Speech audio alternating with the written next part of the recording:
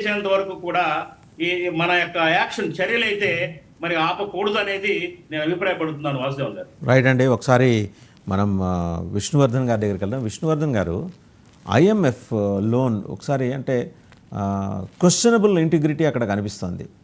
1971 war తర్వాత IMF loan was sanction to Pakistan. 1999 Kargil war తర్వాత IMF loan was sanction to Pakistan. 2025 Pahalgam massacre తర్వాత IMF loan was given to Pakistan. ఇప్పుడు అంటే out of $2.5 billion package $1 billion ఇచ్చారు. ఇస్తే ఆర్మీకి బట్టలు కుట్టించుకోవడానికి, షూస్ కొనుక్కోవడానికి, రోజు పొద్దున్న బ్రేక్ఫాస్ట్ చేయడానికి ఆ డబ్బులు సరిపోతాయి ఇప్పుడు వాళ్ళకి. లేకపోతే అడుగు పొడుగు చైనాలో దీపావళి సామాన్లు అమ్మగా మిగిలినవి కొనుక్కోవడానికి మాత్రమే. ఆ పని మీదే ఆయన మునీర్ చైనా వెళ్ళాడు. జీపింగ్ చేయి ఖాళీ లేదు, ఒక 4 రోజులు వెయిట్ చేయమన్నట్టు జరుగుతున్నది ఇది. ఐఎంఎఫ్ క్వశ్చనబుల్ ఇంటిగ్రిటీని మనం ఎందుకు ప్రశ్నించలేకపోతున్నాం? అండ్ లేట్ నైట్ అయితే మన member Krishnamurthy Subrahmanyan, I believe Purigela Raghuram garu aware of that, he was dropped from IMF. Vishnuvardhan garu చెప్పండి, ఐఎంఎఫ్ క్వశ్చనబుల్ ఇంటిగ్రిటీ గురించి మాట్లాడండి. మ్యూట్లో ఉన్నారండి.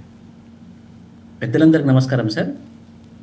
సో ఐఎంఎఫ్లో ఎక్కువ పర్సెంటేజ్ ఆఫ్ షేర్ అది ఓటింగ్ ప్యాటర్న్ ప్రకారంగా వాళ్ళ డబ్బులు అనేది డిస్బర్స్ చేస్తారు, డిసిషన్స్ అనేది తీసుకుంటారు.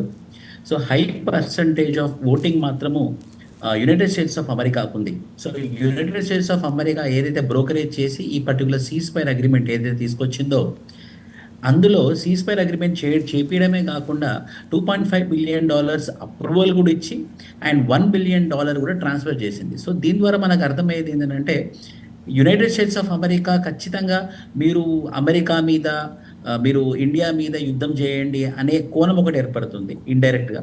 రెండోది ఏంటంటే F-16 మెయిన్గా the biggest failure is F-16 missile was failed like anything in front of S-400.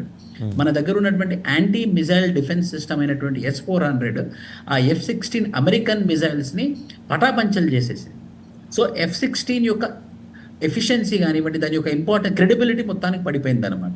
So ఈ $1 బిలియన్ ద్వారా మన అంటే నేను ఒక CNN IBNలో ఒక రిపోర్ట్లో నేను చదివానండి. అందులో ఏమని చెప్పారు అని అంటే, ఈ $1 billion again 30% of the amount will be used for buying advanced weaponry from United states of America. So ఇవే డబ్బులు మళ్ళీ అమెరికాకి మళ్ళీ డబ్బు రూపకంగా, బిజినెస్ రూపకంగా వెళ్ళి మళ్ళీ అక్కడి నుంచి వెపన్స్ కొనే విధంగా, అంటే ఒక రౌండ్ ట్రిప్పింగ్ ఆఫ్ మనీ అనమాట. అప్పివ్వడము, మళ్ళీ వాళ్ళతోనే కొనిపించడం. ఇక్కడ ఎవరు శాండ్విచ్ అవుతున్నారు అంటే పాకిస్తాన్. ఈ పక్కనేమో చైనా అంటుంది, నువ్వు నా దగ్గర వస్తువులు కొనాలి, లేకపోతే నేను నీ వాడు చెప్పినట్టు వినను, నేను చెప్పినట్టు వినాలి అంటుంది. ఈ పక్క యుఎస్ఏనేమో నీకు అప్పిస్తాను, నా దగ్గర కొనాలనుకుంటుంది.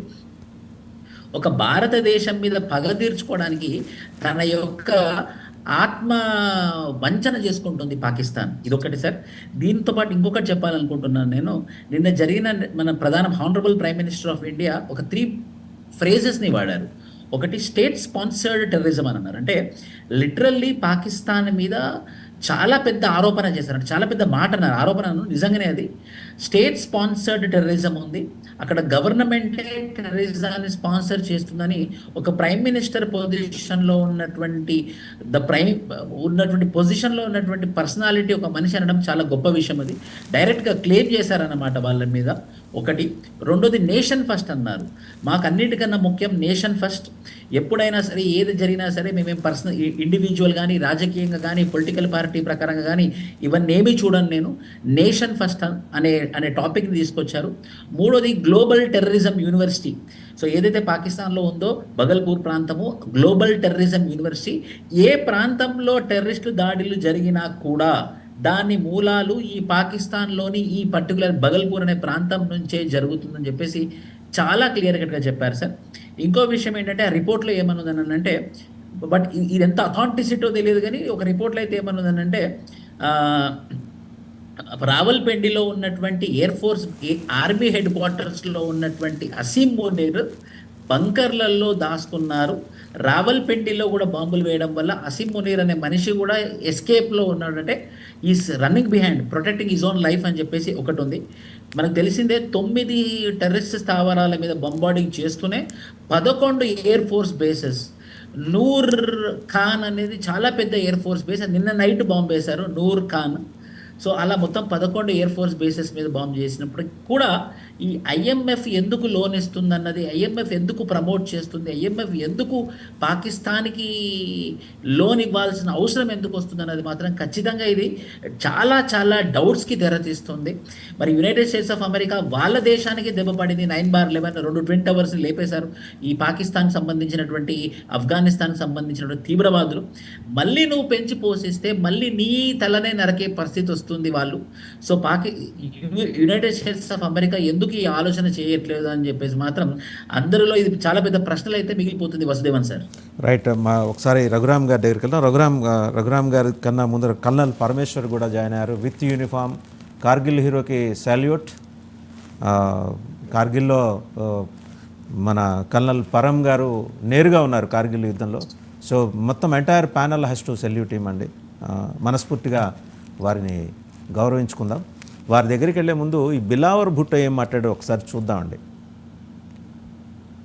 कश्मीर में हुआ, मगर भारत ने